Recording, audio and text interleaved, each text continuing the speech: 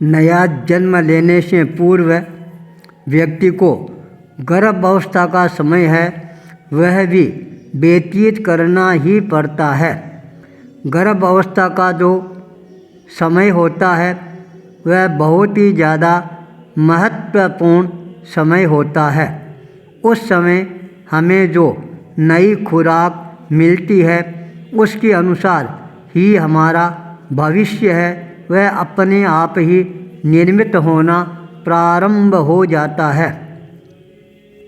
उस समय जो हमारे को अनुकूल योग और सहयोग मिलना प्रारंभ हो जाता है वह योग और सहयोग जन्म ग्रहण करने के पश्चात जब हम नई यात्रा प्रारंभ करते हैं उस यात्रा में वह एक महत्वपूर्ण भूमिका अदा करने वाला बन जाता है। जब मैंने अपने मन में निश्चय कर लिया अब मेरे को साधना के पथ पर अपने कदमों को आगे बढ़ाना ही है। लुधियाना चातुर्मास एक तरह से हमारे जीवन का यह अंतिम चातुर्मास चल रहा था। वह समय एक तरह से साधना काल के गर्भ का समय था जब हम चातुर्मास काल के लगभग 4 महीने पूरे करने वाले थे। उस समय अचानक पटियाला से एक भक्त परिवार दर्शन करने के लिए आता है। लाला सीताराम जैन पूरे परिवार के साथ मैंने देखा सीताराम का जीवन वास्तव में ही मुरझाए हुए चेहरे पर नई मुस्कान लाने वाला जीवन है। उसका व्यवहार, बोलने का लहजा और सलाह देने का तरीका है वह वास्तव में लाजवाब और नई प्रेरणा, नई चेतना का संचार करने वाला बन जाता है। जैसे ही सीताराम ने दर्शन किए उसका पहला प्रश्न था आपने साधना के बारे में आगे क्या चिंतन किया है। यह प्रश्न सुनकर मैंने कहा सीताराम मैंने अपने आगे का पथ है वह प्रशस्त करने का दृढ़ संकल्प कर लिया है। यह देखो यह है मेरी साधना का रोड मैप। मेरी बात सुनकर उन्होंने भी आश्चर्य भरी नज़रों के साथ मेरी तरफ देखना प्रारंभ कर देते हैं। थोड़ी देर के पश्चात बहुत ही गंभीरता के साथ मेरे उस रोड मैप को भी पढ़ना प्रारंभ कर देते हैं। मुनिप्रवर आपने तो पटियाला में जब मेरे आवास पर पधारे थे उस समय जो परिकल्पना अपने मन में संजोई थी उस पूरी की पूरी कल्पना को आपने शब्दों का आकार प्रदान कर दिया क्या है। क्या अपने मन को दृढ़ संकल्पवान बना चुके हैं। मैंने कहा लाला जब मैं पटियाला तेरे आवास पर आया था तेरे परिवार को देखा, तेरे छोटे से छोटे उपवन के अंदर भी मैंने घूमने का प्रयास किया। मैंने अपने मन में तो यह भावना उसी समय जगानी प्रारंभ कर दी थी मेरे को भी ऐसा ही प्राकृतिक वातावरण मिल जाए जहाँ हरियाली हो, फल हो, वृक्ष हो, वहाँ पर अनेकों प्रकार के पक्षी है कलरव करते हुए घूमते हुए नजर आए। उस उपवन में बैठकर साधना का आनंद ग्रहण किया जाए वह आनंद अपने आप में एक अलग ही आभास कराने वाला होता है। यह बात सुनते ही उसने कहा मुनिप्रवर यह बात तो आपकी बिल्कुल सत्य है। मेरी घरवाली बहुत ज़्यादा बीमार रहती है, पता नहीं उसके मन में क्या होता है और वह बेचैन सी होने प्रारंभ हो जाती है।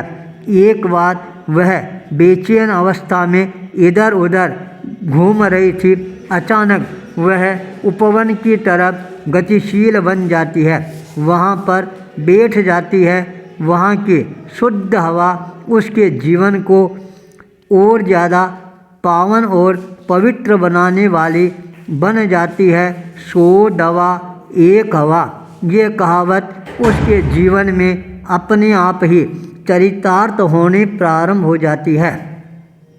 यदि आप जंगल में रहकर, उपवन में रहकर साधना करोगे तो अवश्य ही आपकी साधना आगे जाकर सफलता की ओर निश्चित रूप से अभिवृद्धि करने वाली बन जाएगी। उनकी बातें मेरे जीवन को और ज़्यादा मजबूती प्रदान करने वाली बनती जा रही थी।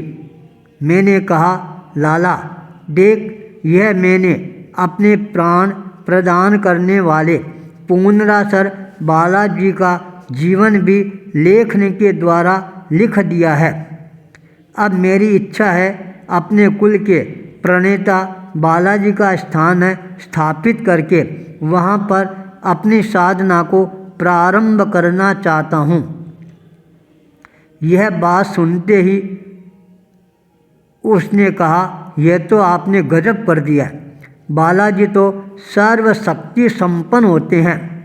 आप यदि इस तरह की परिकल्पना कर रही हैं, अपने पूर्वजों को धरती पर उतारने का यह सपना संजोया है, तो यह सपना आपका अवश्य ही साकार रूप ग्रहण करके ही रहेगा। पर एक बात मैं आपको आज स्पष्टता के साथ में निवेदन करना चाहता हूँ। बालाजी है, कोई भी काम करवाते हैं सरलता से नहीं करवाते हैं, बहुत कड़ी परीक्षा लेते हैं, उसके पश्चात ही वो कोई कार्य संपादित करवाते हैं। परीक्षा में यदि उत्तीर्ण बन जाते हैं तो बालाजी अपने आप ही उनको नई ताकत, नई शक्ति, नई भक्ति, नई प्रेरणा है यह देना प्रारंभ कर देते हैं। यह मेरा अपना निजी अनुभव है। इसलिए मैं आपसे निवेदन करता हूँ, आप संघर्षों से कभी भी घबराना मत, डरना मत, अपितु संघर्षों के साथ और ज़्यादा जूझना प्रारंभ कर देना।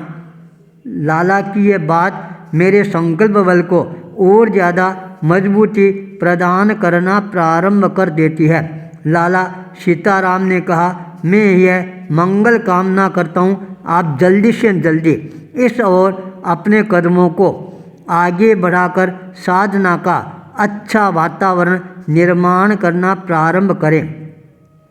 हमारे जैसे व्यक्तियों को भी वहाँ आकर कुछ समय साधना की ओर लगाने का अवसर है वह प्राप्त हो सके। उनकी विचारधारा को सुनकर मैंने यह संकल्प कर लिया, मेरे को किसी भी हालत में रुकने का प्रयास नहीं करना है, झुकने का प्रयास नहीं करना है, टूटने का प्रयास नहीं करना है। अभी तो रीढ़ की हड्डी को सीधा करके अपने कदमों को आगे बढ़ाने का समय आ गया है। यह संकल्प मेरा 27 जनवरी 2022 को बीकानेर जिले के अंतिम तहसील के अंतिम गांव श्री डूंगरगढ़ कस्बे में फलीभूत होना प्रारंभ हो जाता है। जब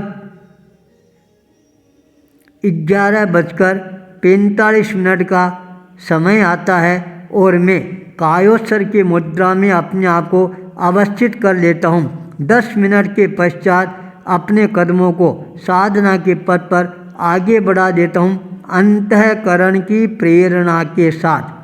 28 जनवरी को मेरे मित्र संत आचार्य धनंजय कुमार जी के पास से उनकी मंगल कामनाएं लेकर अपने चरणों को साधना की दृष्टि से आगे बढ़ाना प्रारंभ कर देता हूँ।